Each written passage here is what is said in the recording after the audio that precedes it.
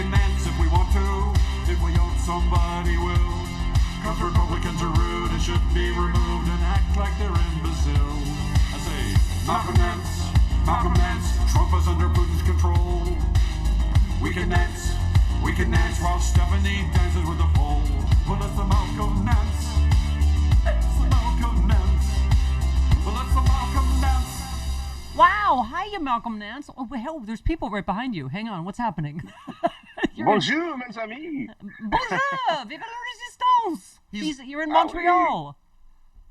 I am in Montreal, France, and did I say? You look, did. Yeah. Oh, no. it's almost the same. I am in Montreal, which is like being in France. Yes.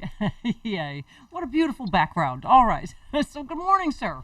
By the Good by, morning. oh, hi. Aren't you looking spy-like with your glasses on?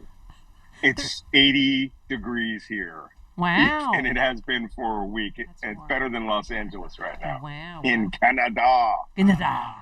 I was just telling you off air, but I had Representative Pramila Jayapal on panel in Seattle, and I said, well, I just had Malcolm Nance on Wednesday when I am a Zionist genocide promoter, and now that I've had you on, Twitter says that I am a pro-Hamas sympathizer. So, as you said, I should have just told her I'm bi. I go both ways. Yeah, because you go both ways. It's Pride Month, I'm very fluid.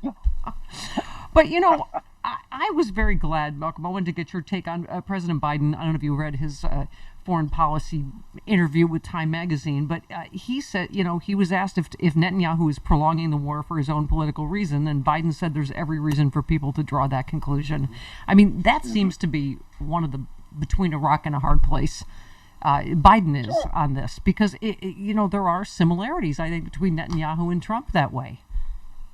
Yeah, he's absolutely right. And then yesterday he had to walk it back a bit because he pulled a Fox News. People are saying, Right.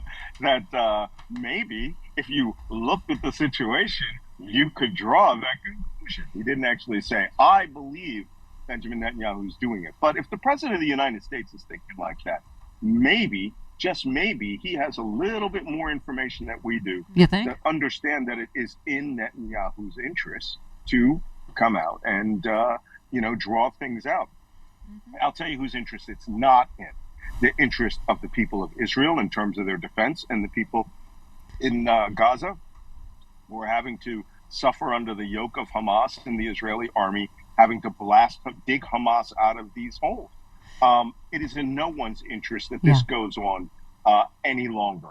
So, as soon as I know what the Israelis are really waiting for. They're really waiting for their forces to kill Sinwar, the leader of Hamas, and then they're going to call it quits and go home and declare victory, and they rightly should.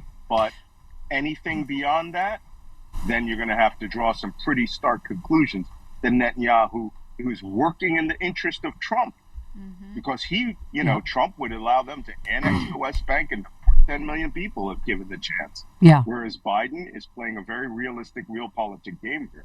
Yeah. And Malcolm, honestly, I can't keep track of where we are between what, Biden says we're close to a deal and then Hamas says one thing and then Israel says another. And he's in the middle of these amazingly complex negotiations with all these countries. It seems like we're getting close. And it's, I know it's the story since 1900 whatever with the Middle East, but where do you think we're at with any kind of ceasefire or hostage deal? First off and foremost, there are only three players that have any influence in this story. And that is Joe Biden, Bibi Netanyahu, and the right-wing extremists of Netanyahu's government. Yeah. Hamas is not a factor in these negotiations at all. They have no consideration. You can see that they've found bodies now where Hamas executed people who were not wounded or dead before 10/7, that they were alive and then they were executed by Hamas. So Hamas understands they're going to have to be, again, rooted out from the ground. They're not actually negotiating in good faith. They're terrorists. They lie. They started this whole thing. But right now, the right-wing extremists in Netanyahu's government are saying no deal at any level, all right, unless Hamas is completely and utterly destroyed. And right now, U.S. intelligence has assessed that Hamas is combat ineffective. They'll still have men here and there, but they don't have the organization. They're not getting any resupply. And the limited scope Rafah operation Israel's been doing has been working. But you do have these extremists who are with Netanyahu, who they themselves want to further the war. Yeah, I was just going to say, Malcolm, Israel reminds me a little bit of how the far right has captured the Republican Party here. That's what's happened in Israel, right? I mean, I heard someone refer to Netanyahu as a moderate. And I'm like, I guess only because there's that someone referred to, right, because of the right-wing lunatics like Benny Gantz and all these lunatics in the Israeli government. You know, and that's what it feels like we've been captured by the far right in one of our parties here, right? Yeah, well, you know, they have their own share of Marjorie Taylor Greenes running around out there shouting that only, you know, that these people are absolutists. These are the people who got them into trouble with the crazy statements that they made after 10/7, right, about clearing out Gaza and then calling up Jared Kushner and making it look like they were going to annex the place. Whereas 90% of Israel, I mean, I was there when they were having massive pro-hostage rallies down at the Art Museum and the Ministry of Defense. You know, this is way after the summer protests, which had hundreds of thousands of people per night calling to collapse that government. These guys feel that they're in the driver's seat. Yeah. But they do have some requirements that they're going to have to meet. They are going to have to kill Sinwar. That guy cannot be allowed to go out. But then I heard something amazing I never thought of yesterday, which was the old Yasser Arafat deal where he got to go out on a ship out of Tripoli and fly off to, be shipped off to Algeria. I heard an Israeli minister mention that yesterday. Well, they could leave Gaza. These guys aren't leaving anywhere. This is a fight to the death. And as long as Netanyahu is in charge, things are not going to be negotiable. I don't know why whenever you say Yasser Arafat, remember, Chris, the night we reported they were throwing Yasser Arafat's body around like a cat toy? Yeah. And after he died. I don't know what that was about. But anyway, you know, it's interesting. When you said who wins by this, you know, who does the, you know, if this goes on. You know, I thought of Putin when you said that. One of the stories you repeated, Hamas supporters wreck a Starbucks in Minneapolis. I mean, Putin loves this. Whatever hurts Joe Biden and creates chaos and division in America, right? I mean, on either side is good for Putin, right? Chaos. Okay, well, now is the part where people start calling in saying Malcolm is a Zionist, genocide, or colonialist. These young kids just got the endorsement of Osama bin Laden's Al-Qaeda organization, the Free Palestine Students for Justice in Palestine movement on university campuses. The Ayatollah of Iran, Khomeini, is supporting them.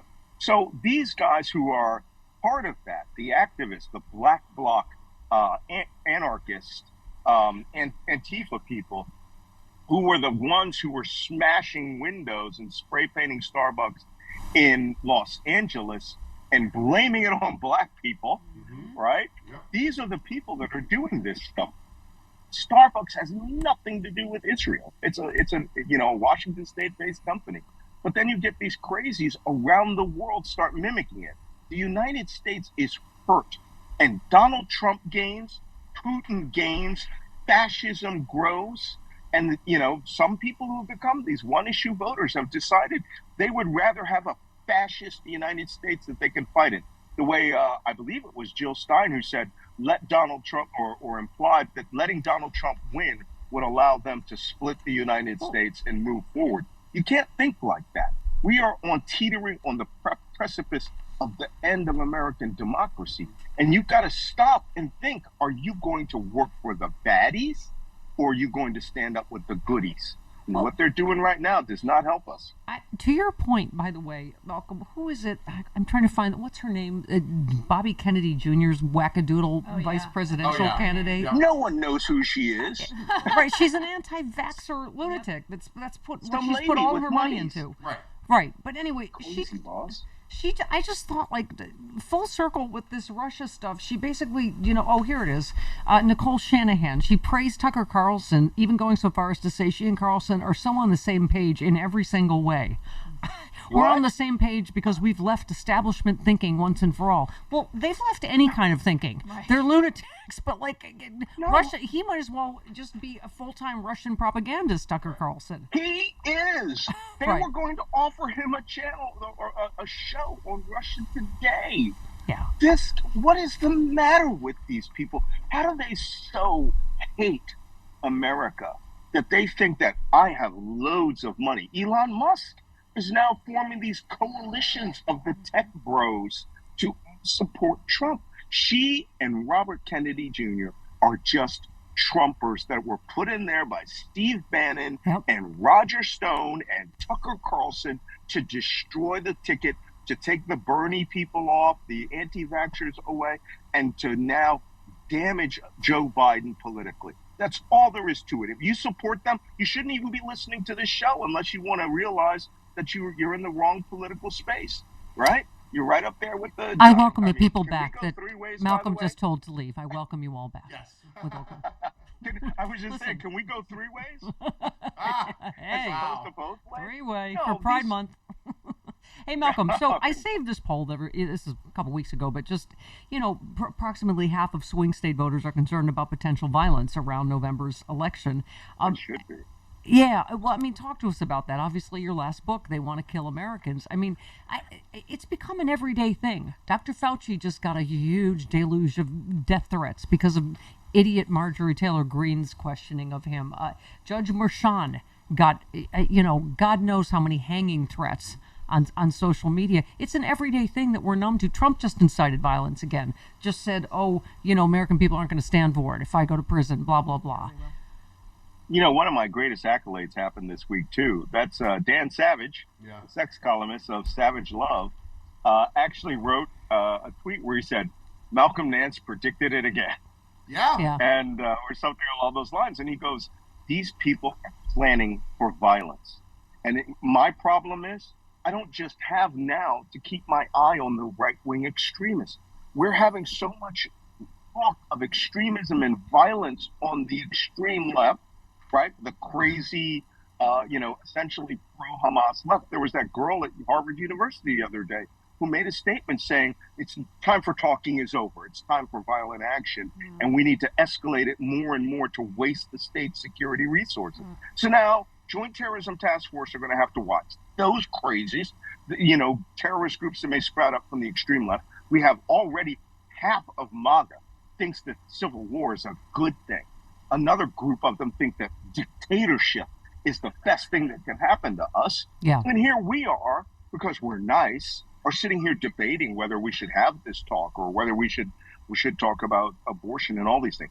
We are in an existential crisis in the United States. It could all go away, and then guns can come out from the other side. Malcolm, Trump said it himself. I take your point, but, the FBI, among others, there's massive statistics to show the vast majority of the violence is from the right. So we should stipulate that. I'm not saying that the Gaza stuff is not, there's not stuff going on, but it just, this is what they want us to all think, that both sides do it. It's all equal, and it is not, as you know, and you wrote about it. It is hugely. Yeah, but it takes resources away from the FBI. Yeah, I know, I hear you. And you know what? And their personal prejudices start kicking in about Muslims. Yeah. So there's a lot here at play and at stake. That's all I'm saying. Yeah. And that we, as the collective, democratic, progressive, righteous, non-crazy American left, which is commonly called everybody else other than the Trumpers, right. Need to start focusing on supporting ourselves in our message, because we're just getting washed away. Yep, absolutely. All right, not as shouty, but it's almost like when Daddy's mad and he's quieter. It's even scarier. I know, right? Yeah, that was my dad. Yeah. All right, love you. It's all the Labatt's beer up here. Yeah, that's what it is. All right, vive la resistance. Goodbye from Montreal. Goodbye. 49 minutes after the hour.